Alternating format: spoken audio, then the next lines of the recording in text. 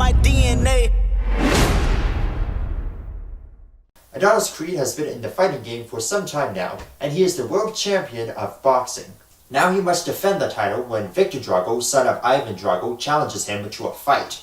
What happens is a generational battle between Rocky Balboa and Creed versus the Dragos.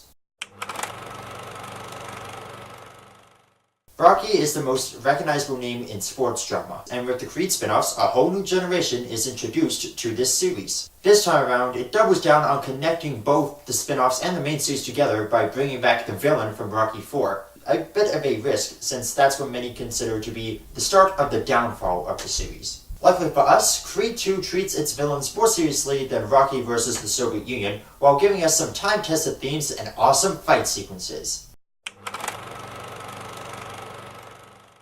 The cold opening to this movie is brilliantly shot. Not a word is spoken and is entirely set in the Ukraine, where we're introduced to the Dragos. The movie sets up a real tone of hostility, not just the Dragos against Creed and Balboa, but also between father and son. Ivan is sort of using Victor as a means to sort of regain his glory days and fall back into favor with Russian society. Keep in mind, this guy was meant to be the pinnacle of athleticism in his country. Losing to an American would mean a badge of shame pinned to his chest for the rest of his life. It probably did also help that in real life, the Soviet Union fell not too long after Rocky IV came out. And since Rocky is meant to take place within our world, he feels in a way that this was his fault. He failed to defeat the American, he failed his country, and now he's an outcast for indirectly causing his nation to fall. There's an interesting contrast between the two families. Creed is living a life of luxury, making thousands, perhaps millions of dollars, and then on the other side of the world you have Drago, who's working a 9-to-5 job in a lumber yard, and any and all free time is spent prepping him for his next big fight.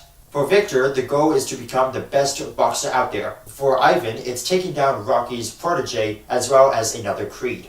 It's weird, but it's a good kind of weird with how they treated Ivan this time around. He's no longer the super athlete who can punch at 2,000 pounds per hit. He's a disgraced icon looking for revenge. Now, with Adonis being the top dog in the boxing world, he has a little bit of arrogance to him this time around, and that kind of puts a strain on the relationship between him and Rocky. Adonis wants to take the fight because it's retribution for his father. Rocky doesn't want him to take the fight because he doesn't want the blood of another Creed on his hands. It makes for some great drama and some awesome Rocky quotes. But then again, the script was partially written by Sylvester Stallone, so if you want to know where all the good Rocky quotes come from, there's your guide. The fighting sequences are really well put together. Ryan Coogler is not in the directing chair this time around, so it doesn't feature his iconic long tracking shots. There's more panoramas and quick cuts this time around, but they're fairly consistent with each other and don't feel too all over the place. Outside of 1 or 2 shots, the fight scenes are fairly easy to follow. This is definitely a slow burn drama. I say that because there are moments where it feels a bit of a drag and it feels as if they don't know exactly how they want the scene to go. It feels like this is the beginning of the scene, we know where we want to end, how do we get there? Well, I don't know the answer to that, but don't drag it out. The movie also tries to pull the wool over our eyes, try to make the conclusion that we know that's going to happen a surprise. If you've seen any previous Rocky movie, then you most likely know how the story is going to go. I won't say anything here, but it does end how you expect it to end. It just takes its time getting there because it wants to pull the element of surprise. It's like someone leading you out to driveway while covering your eyes, but the truth is you already saw the car in the driveway, so you know what the surprise is. Much like the main character, Creed 2 proudly carries the legacy of those that came before it.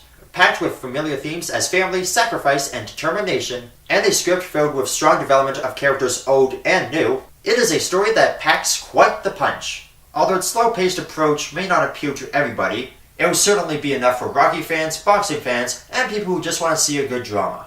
It earns itself the title of being worth seeing multiple times, whether it's at the theater or on Blu-ray.